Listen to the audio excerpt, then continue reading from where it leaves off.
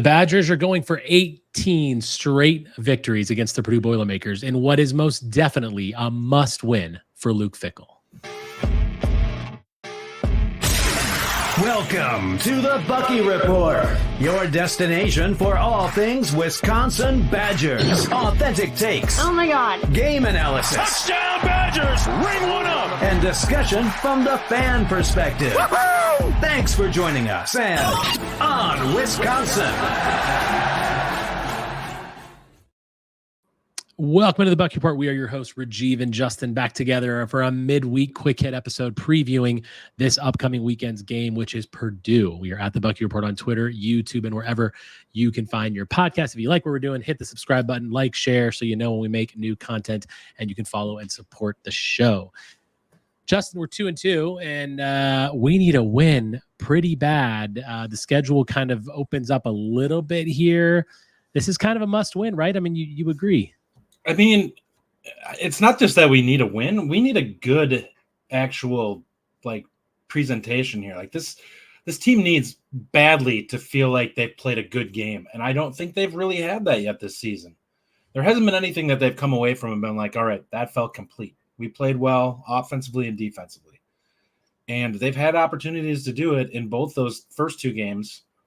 I think USC, there was an opportunity to it, and you just fell apart in the second half in that game. So, I mean, this game certainly cannot be an extension of the second half of that game. If this, when I was going to make the comment that when you said that there was number 18, I'm like, don't tee this up for us to burn ourselves on this one. I don't need that bad juju on this one.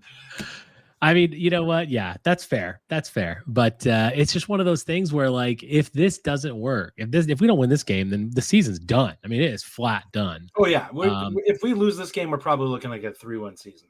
I mean, yikes. Well, let's talk about Purdue real quick here. So a little bit about background on Purdue. They actually fired their offensive coordinator this week, Graham Harrell. They now have offensive analyst Jason Simmons stepping in. As you know, Hudson Card is their quarterback. He's thrown for 627 yards, 7 touchdowns, 4 picks. A lot of those were in their blowout win against Indiana State, though. Offensively, this team has not really been much of anything. Their best weapon is their running backs, Devin, Mockobee, and Reggie Love, the Illinois transfer.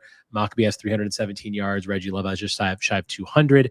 They haven't really had receivers healthy. They've got a couple coming back this week. But realistically, Hudson Card hasn't aired it out that much. It doesn't look like a big threat. Their offensive line is a little weak. And they are a team that only has one win, and it's against an FCS opponent. They haven't beat an FBS opponent. Now, their schedule, they played Notre Dame, they played Oregon State, and then last week they played Nebraska. So there's a lot to kind of talk about the game. Let's get into our 3 big things. The Bucky Report's 3 big things. Number 1, Justin, offense show growth from USC and prey on Purdue's run defense. What are your takes? What's your take on the offense here? What needs to happen? Yeah, I think we saw some things in the first half against USC where we looked at it and we're kind of like, all right, this is positive. We can see some things happening, big plays happening. They had a long pass to Green. They had the obviously huge pass to and Anthony. Start the game to Vinny Anthony. And you look at that and you say, okay, this is what we kind of expected with this offense. Like, this is something to build off of now and get some confidence with this. I thought there were plays that just weren't made that were there. We talked about the one to Pauling that was dropped. That's just a catch that needs to happen if you're a good receiver.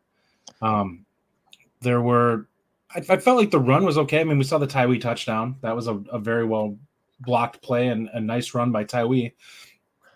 There needs to be more of that. Like, this is a game where if I mentioned in the Discord, what do you need to see from this game to feel better about the rest of the season? And one of the things I said is just 25-point win, blow them out, 42-13 or something like that. Or is it just you need to see competency on both sides of the ball? I'm kind of stuck in between those two things for me. Like, I need to see – I don't want to just see competency. I want to see the offense click on all cylinders for once, for at least a half, where you look at it and it's like, oh, wow, we dropped 28 on Purdue in the first half, and feel good about that and say, all right, I don't even care if we only score a touchdown in the second half. Like, I seriously don't. I want to see the offense look formidable against an overmatched opponent. And I feel like that's what we're looking at with Purdue. Like, that's a team that we should beat up on. They're they're rebuilding kind of themselves. Like they lost some pieces from last year. And I think we need to be able to do that in this game. Like, I don't think Wisconsin is super talented, but we are talented enough that I think we can win this game fairly comfortably. Yeah, my answer to your kind of question there is both. Really, we need to see us having a palatable, like appropriate looking offense, and also, yeah, I mean, not necessarily just like I would love to just beat the doors off some team this year. I don't know if that's going to happen this week, but I feel like that's the opportunity that's here. Yeah. Look, Purdue has given up 242 yards on the ground per game. Their run defense has been bad, especially on the edges, not necessarily through the middle. Their edge setting has been really, really rough. And that's why I think I put in here that the second part of this prey on Purdue's run defense. Now, earlier this week, Luke Fickell made an interesting comment in the press conference about how he doesn't really want it to be a running back by committee. He doesn't want to have that many guys getting carries. He wants a 1, a 2, and a spare. And that was his quote. And so then I look at the depth chart and I see that Chez Mellusi is still listed at 1. Tawee Walker is like the right? And then Cade Yacamelli at the 3. I am concerned that we're not going to see enough of Cade Yacamelli. And with this type of run defense, I think we need a guy like Yacamelli because he's fast, he has acceleration, he has burst. Get him to the outside, right?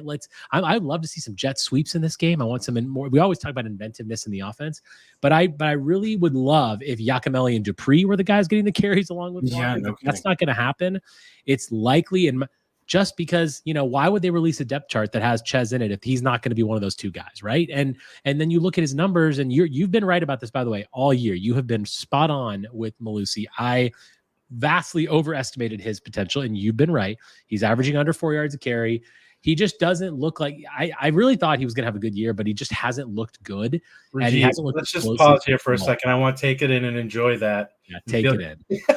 You're right. I'm kidding. I'm not going to. I have plenty that I'm wrong about. It's a good call. But I think to me, it was just statistics. Like you look at it and it's like, I understand why you guys wanted to see him as somebody that had potential, because there's times when he looks really shifty and good in the field, but I'm like, then I look down at the stat sheet and I'm like, where is it? Like it's the numbers just aren't there.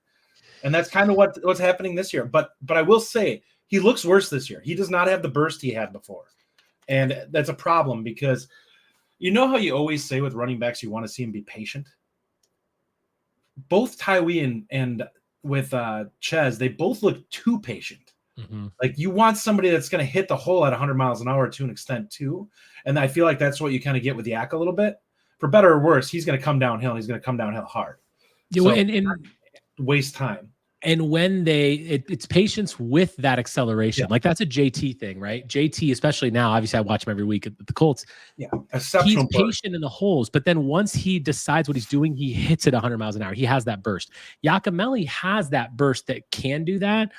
But you're right, Mellusi, it doesn't have it. So he might be patient, but he just gets stopped, right? The runs get stuffed constantly. So. Yeah. I would love to see us run to the outside. That's my big key here is run to the outside. They don't really have that. They've got a really good strong safety in Devin Mockobee, who's now their strong safety. He kind of plays up to the line. Purdue plays a single high safety virtually every play, and it's like they're like 40 yards out there. It's crazy defense. I don't know what that guy's doing. He's not affecting anything. I've got some Purdue friends that say the same thing, and I've read Purdue stuff. They're looking for a quick kick. I mean, gee. No, but with Tiananmen playing up front, I don't know if it's Mockobee, but Dylan Tiananmen, he's their safety. He's going to play. He plays up to the line now. Their rusher Jenkins now has moved into the linebacker spot, so they're making some changes. They can still be had, and I think we need to really rush the ball and you don't just give me up the middle stuff. Like let's take advantage of the fact that they have weaknesses. Let's exploit that weakness, and I think hopefully we do that. I think we did it last year, and I kind of expect it to happen, to be quite honest. Like offensively, we're more cohesive than we were last year at this time when we played them. Not that we're looking exceptional at this point, but I do think that there's some things you can hang their hat on. Like I feel better about the run game than I did last year, but that's because the offensive line has been good. Offensive line is better. And look, I joke about the 17, 18 years that the reason that's happened is because Purdue has never been able to stop our run game. Literally never. That's that is the reason. I mean, you don't beat a team that many times in a row without having something to hang your hat on. And that's what we have. And I fully expect it to happen again. Number 2, take advantage of Purdue's offensive line woes and win up front. So this for me, like, I mean, I think that, look, Purdue's offense, you read any publication, they just fired their offensive coordinator. Hudson Card has not had a great year. Their weapons are Mockobee and Love, and they're going to play some 22 personnel, and they're going to have some read options. But their line can be had, and our defensive front is an issue. We know this. We have to win up front, and we have got to take advantage of that and not allow them any kind of hope that they're going to be able to dominate us. Because if they start running downhill and breaking some of these read options and Maccabees gets hot, that's going to all of a sudden freak us out a little bit, right? And then you're going to go into that shell again. I really want us to, we have to find a way to win up front. Now, I've always wanted us to win up front. I say that every week, but this is a game I expected. I didn't expect to win up front against USC or Alabama, but I do expect to win up front against Purdue. And I even with the guys that we have, even with Neal and Barton and Elijah Hills, I do expect them to break some, to get through there, to disrupt some things on the line, and to make it very difficult for Purdue to execute the offense they're going to want to, which is running the ball quite often. And I think we have to do this. This is not really an option like, oh, I hope we win up front. This is, we have to win up front. Yeah. So one of the takeaways that I want to say on that was, I don't know if we were that bad against the run again we were better against USC. We were better. They had one long run, didn't they? And that was really what capped the game. I'm trying to remember what all broke down here. I know they had one guy who rushed for Quentin Joyner had 6 carries for 49 yards, and he had a 15-yarder. But I don't think they really had anybody that you'd say just absolutely gashed us on the ground. They had Zachariah Branch had a 15-yard carry. Their starting running back had 19 carries for 63 yards. Like, that's reasonable. Like, we were pretty good against the run in that game. Yeah, we were. I think that the defensive line is taking steps, and Elijah Hills is a big part of it, who is looking much better at being disruptive. Like, he was good in that game. He was probably the defensive player of the game, in my opinion, because he got in there a lot and caused disruption with Moss. Like, he was effectively what got him kind of uncomfortable and off his spots. Now, to his credit, Moss is just good. Like, he's capable of just being efficient, even if he does get moved a little bit. But we made him work for it. Like, what I'll say is USC was just better in this game. We didn't do it. Like, we made them earn it. They just were super efficient in the second half. And even when we put them in tough positions, they made plays. You're right about the defensive line getting better, which is why to me, it's so important that we take that step here and we actually show that we can dominate. Like, and I say dominate, we need to dominate up front. It's not just, it's really winning. Guys really owning that. I've been very, very underwhelmed by our outside linebacker play. Yeah, I mean, that could be a whole show in itself, man. Like the Lowrys of the world, the Petersons. And now, I mean, Aaron Witt is on the number 1 on the depth chart, by the way. So that's exciting to see. What do you think about that, by the way? I mean, that's obviously, like, he's clearly a better run stopper. He's our best like run stopping edge backer. Like, he's definitely a guy that they want out there to set the edge and be able to he's capable of discarding an offensive lineman and making a stop. He's probably not going to get any sacks really, but he's capable of being a guy who can stack up the run and keep them from breaking it off the edge, which is something that I'm not sure the other guys have been great at so far this year. Like, he's much better against the run than any other guys, but I don't know if the other guys are good at anything. Like, and they're not great against the run, and they're not great at getting in there. And like, they're talking about Peterson that last game. I'm like, there's opportunities to get to Miller Moss. Like, it was not like he was, sitting back there and getting rid of the ball in a second and a half, 2 seconds. Like, he sat back there and guys just didn't get home. And the edge guys really didn't do a lot. Most of the pressure came from the middle. Yeah, and from the other side of the defense, I do think that our secondary should have a solid game here. I mean, Purdue's had some woes at receivers. Their tight end actually is the only one that has over 100 yards. I think his name's Max Klare.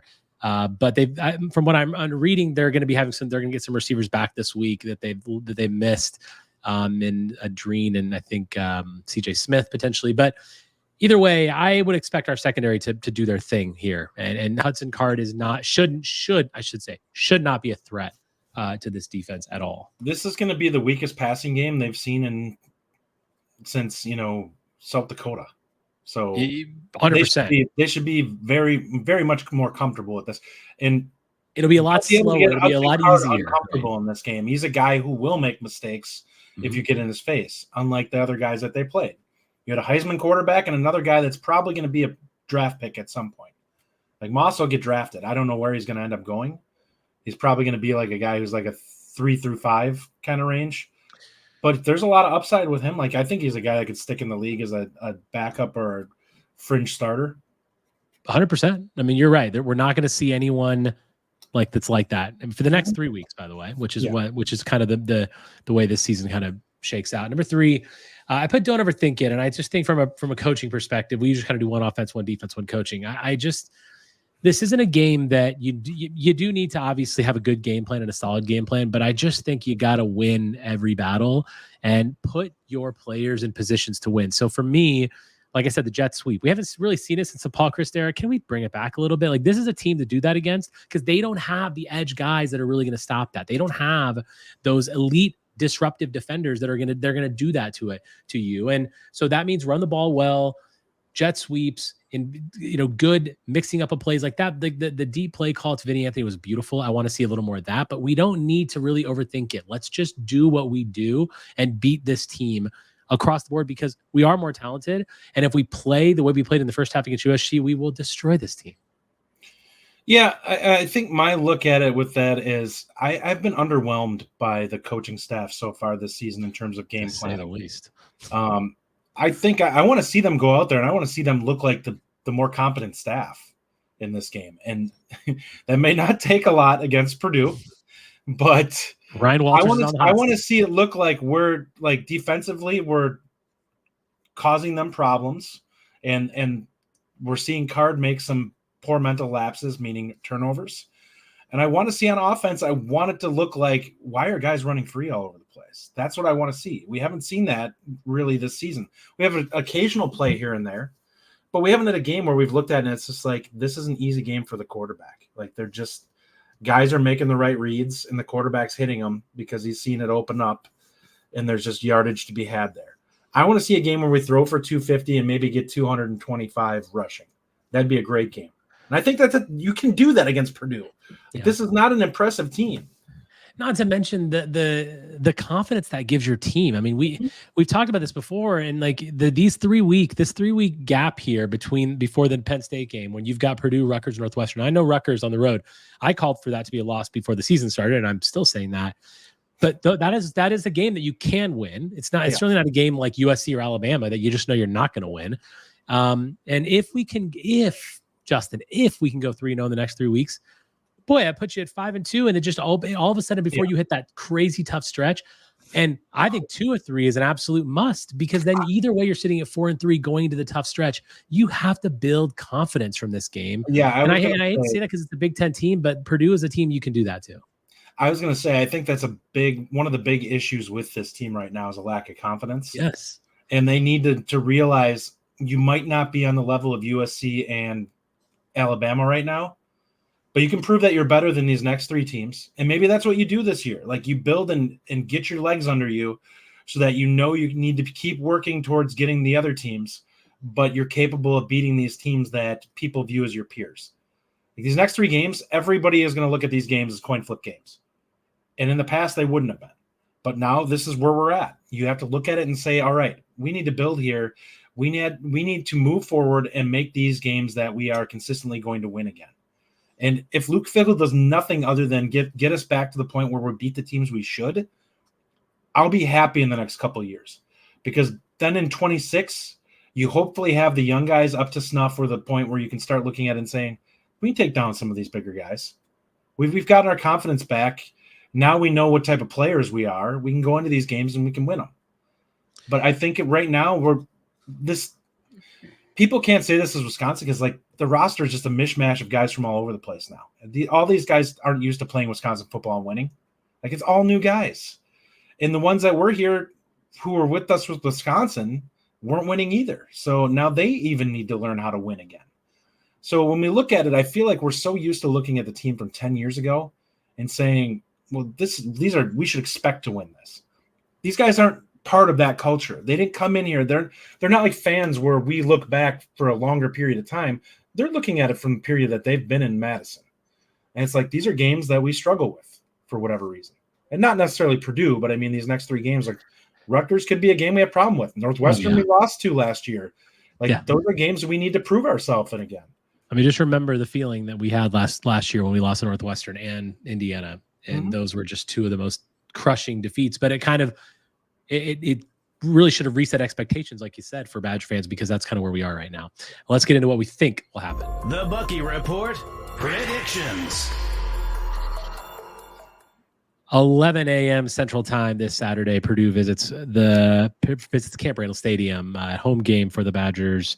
Justin, predictions. We've talked a lot about the game. There's clearly opportunity for us to win this game, hopefully handily. What's your score prediction? I'm going to say 31-13. I think Wisconsin gets right in this game. I think we talk about confidence. I think Purdue's is completely gone at this point. Like they've had a really rough season so far. So I'll be shocked if I think they'll try to play hard, but there's just that team is not playing good football right now. And for as bad as Wisconsin is, like for the most part, we kind of know what our floor and ceiling is. Purdue doesn't, like they're in free fall. Nothing would shock me about them and how poorly they could play in this game. I think we saw that in the Notre Dame game where it was just like they were going through the motions. They just got absolutely blasted. Do you think there's anything to the fact that since they have a new offensive coordinator, there's going to be a bit of a new sort of coach lift and bounce? Like the offensive players are going to play a little harder because they've got a new coach. What's your take on that? Because that's a real thing. I don't know if that necessarily matters in a game like this because you weren't playing good football before. It's not like it's just not like it's not like it's an attitude and effort thing. It's an execution thing. So unless they find some things they can hang their hat on, I don't know if it really matters. Like they need. It could also be fresh play calling, though. Fresh play calling could definitely mean something that the Badgers haven't seen. But I'm not do saying you they're think that the playbook change? Because I don't know how much you can do in a week after firing the guy. I don't think the playbook's going to change. I think they're just going to go deeper into the playbook. I think they might be calling like just from a sense of the cadence and how the games have been called for Purdue. That will change under new leadership. So I think that could pose some challenges. But nonetheless, after looking at this team and studying them a little bit, I mean, their lines just aren't there, and we need to be able to do that. And here's what we know. We know our offensive line is good, and we know that because of that, we can run the ball if the play calling is good enough. Phil Longo, please. I'm going 34-17, similar to you, basically just a little bit higher. I think we score 4 touchdowns, a couple field goals. I'm really hoping for the number that all Badger fans are desperate to see, a 40 burger, but that's probably not going to happen. I'm just trying to be cautious on this one. I think it's a possibility. It's a possibility, but I don't want to get ahead of myself. I mean, we beat this team, 38-17 last year? So I don't remember what the score was last year, but the thing is, like, Phil Longo hasn't shown me that he can do it yet, so I'm going to call for it. No argument there. 34-17 Badgers. But I think we get right. Gives us some confidence going into the Rutgers week and Northwestern week. And again, like, there is an opportunity. Like, I know that Badger fans are down. I know some fans are like, look, we're still 2-2, and that's true. Well, these next 3 weeks, I said a couple weeks ago after the USC and the Purdue game, we were going to learn a lot. This game teaches us a lot. Can we be a team that gets to 7 wins? Are we a team that just gets to 4? We'll find out how we do this week. Defensively, these next 3 games are going to be so much easier for the guys playing in them. Like, the talent level of all the weapons are going to be far weaker on the teams that we're playing, and all the quarterbacks are going to be far worse. So you have a much easier opportunity. Now, you've been battle tested a little bit by some really high quality stuff. It feels like there's going to be some situations here where guys are almost going to be like, oh my God, I can't believe he threw that ball. Like, there's going to be some opportunity there where you're just downgraded. It's up to you to play to the level that you were playing in those other games and hopefully take advantage of the fact that they make mistakes, because all 3 of these teams are going to give us opportunities. Rutgers isn't a world beater offensively. They have a nice running game. But if we do our job in that game and the defense does continue to be improved and better against the run, I think there's a chance we can cause them some problems. And if they have to rely on Kelly Manis, I feel good about that situation. We always do. All right, tune in on Saturday after the game to Locked On Badgers. And then, of course, here again, the Bucky Report Sunday night. And with that, go Badgers, on Wisconsin. On Wisconsin. Thank you for listening. If you enjoy the show, subscribe to our YouTube channel at The Bucky Report or The Bucky Report Podcast from wherever you get your content. Until next time, on Wisconsin!